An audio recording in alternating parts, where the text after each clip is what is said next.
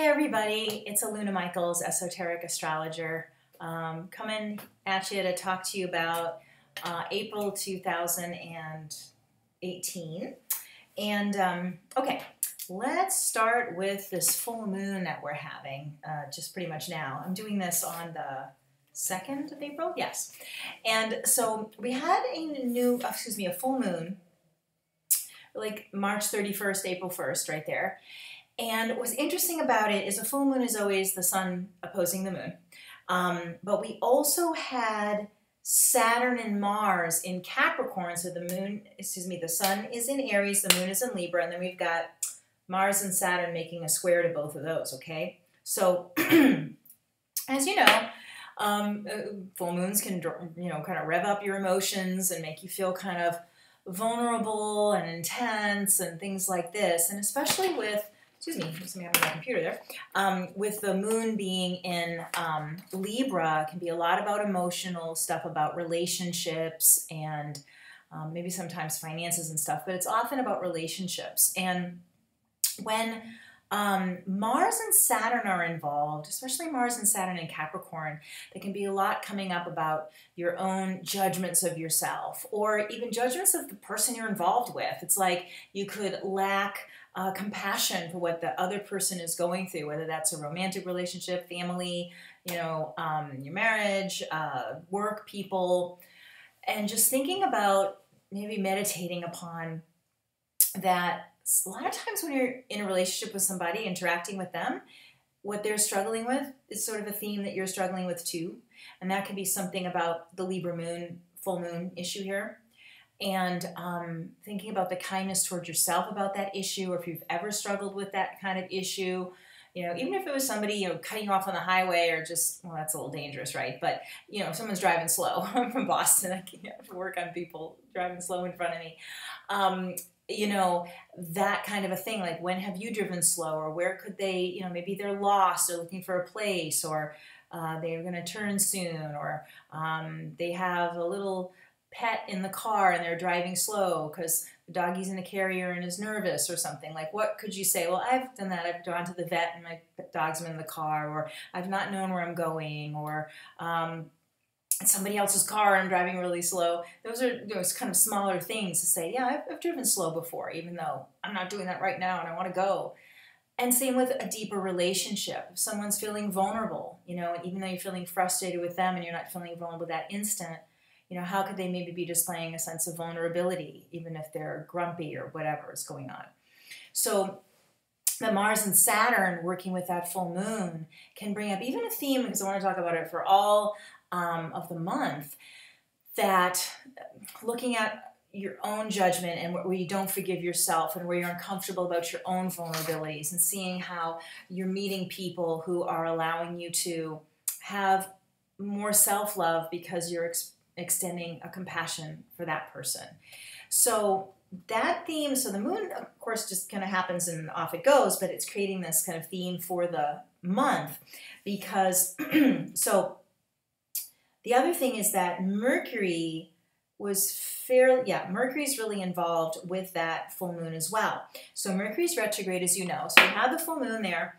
Actually, it was at 10 degrees of, Aries and then Libra. And then Mercury is 12 degrees of Aries right there and backing up, going backwards. So it's going to touch back at that full moon point at the end of the month, when, just at the end of April after it goes direct, and that's something we need to talk about, right? Mercury going direct on the 15th of April, but then it covers the same territory it was doing the first part of April. So similar themes can arise, about the irritability factor of Aries, and when we had that full moon, it echoes back throughout the month. We were having that full moon in Libra, and again, that compassion sense. Because the other thing is that Saturn, so we talk about Mars and Saturn being close together when we have this full moon. Well, Mars is going to zip on its merry way, but Saturn goes slower anyway, but it's slowing down to turn retrograde. And that happens on April 19th. So Saturn's just kind of sitting at certain degrees all through the month of April. And it's reminding us of, again, that full moon, and then the Mercury's doing the same thing, slowing down and working. So it's a month of being patient, which when most of the month the sun is in Aries and a lot of planets in Aries, it's like, I don't want to be patient, you know? So anything you can do to allow yourself to develop patience, whether it's meditation, deep breathing, and the compassion, doing a few extra yoga classes, and knowing that you would have huge gains from allowing yourself to have that compassion throughout the week, throughout the month. So also when we have the new moon, actually the 15th, 16th of April, when we do have that Mercury sitting still, is a new moon. And so the sun and moon are together, and those guys are going to be, not exactly, but close enough, squaring Pluto. And Pluto has a similar theme to Mars. There's a little bit of irritation and a thing about healing at depth. And so, and then, you know, when Mercury is retrograde or sitting still, there's an interior conversation with yourself is the best way to deal with that. Instead of being frustrated, things are going slow. It's taking the time to think about, you know, why am I frustrated, or do I need to, even if you were sending an email and it bounces back, you might want to reread it. Oh, I made some errors in that, or maybe I want to wait to send that email, or, you know, this kind of thing. So sometimes when communication is slower, you say, maybe I could send this later, or rethink this, and just kind of, you may end up doing the same thing anyway, but just putting, you know, another kind of rest your mind and go back to it kind of idea. So with Mercury being retrograde all first half of the month and then sitting still when we have the new moon, it's like, how can I have a fresh take on these things, whether it's relationship issues, goals you want to set, can be more of that new moon, ways you want to challenge yourself, because the new moon is, you know, in Aries, which is like, yeah, challenges for Aries, but also Pluto squaring that new moon. Pluto can be your deepest fears, or something, even if it's a silly fear to someone else, it's your own fear, you know, that you want to have, again, compassion for yourself, but then challenge yourself beyond it. And with that Mercury going direct at that time, when Mercury's turning retrograde, being retrograde, or turning direct, it's that rethinking and making a new plan that empowers you, because it's all happening in Aries. So kind of coming from that idea that you are feeling the compassion for others, compassion for yourself, beginning of the month, then you can set these new goals in the middle of the month when we have the new moon and that Mercury turns direct. Another thing going on is throughout most of April, Venus is in Taurus. And it's making really nice angles called a trine. So the Venus will be in Taurus, and it's going to connect with trine, Saturn and Pluto. And actually Mars too. Yeah, sometimes, well, yeah, also work. Yeah, well, that's not as important. Let's just stick with the Venus working with the Saturn and the Pluto is a lot to do with integrity. And so although there's this Aries stuff and the retrograde and these kind of the full moon and the new moon are a little tense, that Venus goes back to self-love, being kind towards yourself, sticking with what's really important to you, and not in a frantic way, but in a solid way. And, you know, for instance, if you're kind, and then you're, again, small kind of examples here, but you're driving, and it's like, but if I'm a kind person, like if I go to my yoga classes, who am I when I get in the car and get out of my way or something? The Venus, Saturn, and Venus, Pluto that's happening this the month of April is like, okay, wait. The real me says it's okay, you know, and that's where you can get in, that draw the compassion up from those kind of your sort of permanent ideals that don't vary with, like, you know, because the full moon and new moon and all of that, and even Mercury can be, you know, all this things that tend to shift, and your mood, how it can change from day to day or moment to moment.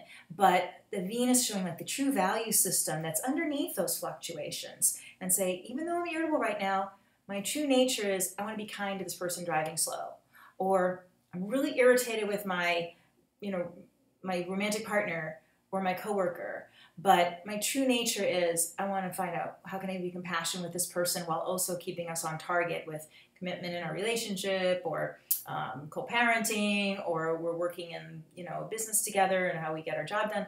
But that can be a touchstone part with the undergirding of that Taurus, Venus all month. Then of course the sun goes into Taurus too and helps take a little edge off things. But so anything you can do with your own meditations and remembering, even if you had one touchstone word, if it's kindness, if it's supportiveness, or whatever it would be that you value in yourself, to help you through those little fluctuations and say, no, I'm irritated now, but I'm really this, or I'm anxious now, but I'm really this solid person underneath that.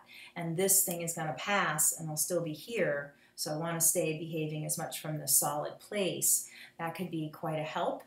On that same token, finances can be kind of interesting when we have this Aries stuff, this hot-headed sort of Aries thing, and then Taurus can be about finances and how you behave financially, because Aries can be doing things spontaneously, or just, you know, not, you know, just like, oh, I'll just get that, and not even realize you're overspending, or, you know, not putting much thought to these things. And again, that Mercury goes direct. It's like, wait a minute, do I need all this stuff, or what am I doing? The Taurus can give you a bigger picture planning with finances, and with just, again, what is truly valuable to you, instead of just sort of grabbing at things or being frantic, or acting out of anxiety. It's like, do I really need to look at my budget, or can I look at, you know, prosperity meditations or prosperity affirmations, and not get into the anxiety about other people's anxiety with money or something like that. If you say, you know, my true belief is that there's enough for everyone in this world, and I'm going to behave out of integrity, you know, or I'm going to continue to, you know, tithe my money or donate to worthy causes, or, you know, this kind of an idea where you're sticking to those principles, even though all this is going on, or someone else is having this story, that can help you too in the financial realm, and creating plans for yourself and say, how am I going to get there? Even though, again, it's a challenge, knowing that if there is this abundance in the universe, and I'm going to be going through a challenge right now, how am I going to attain that? Or even holding on to the concept of abundance can create a pathway, you know, when the smoke clears, sort of, you know, from the nervousness of what may be going on. Not that this whole month is going to be one of nervousness, but it's sort of a challenge of like being that deep sense of the ocean amidst the waves, you know.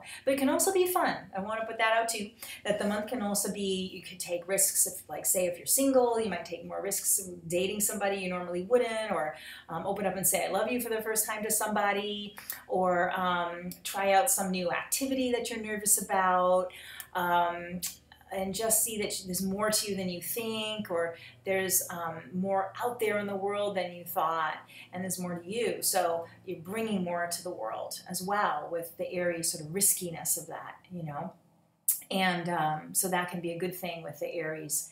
Edginess can also pep you up to do something you normally would feel a little intimidated about. So that can also be a good part of the Aries. So anyways, if you would like to have a session with me, so lunamichaels.com is my website. Excuse me, my cell phone is 248-583-1663. And yeah, have a wonderful month. And again, using your meditations and being able to be aware of what you're working on, and see that, you know, you're not might not be perfect every single day, but you're coming back to that touchstone of where you're going in life, and what your values are, and what the little adventures of the month showed you about how steady you can be, where you can improve, where you can loosen up and forgive yourself and others, and all of that. So it creates a lot of balance ultimately. So I will see you next month, and bye-bye for now.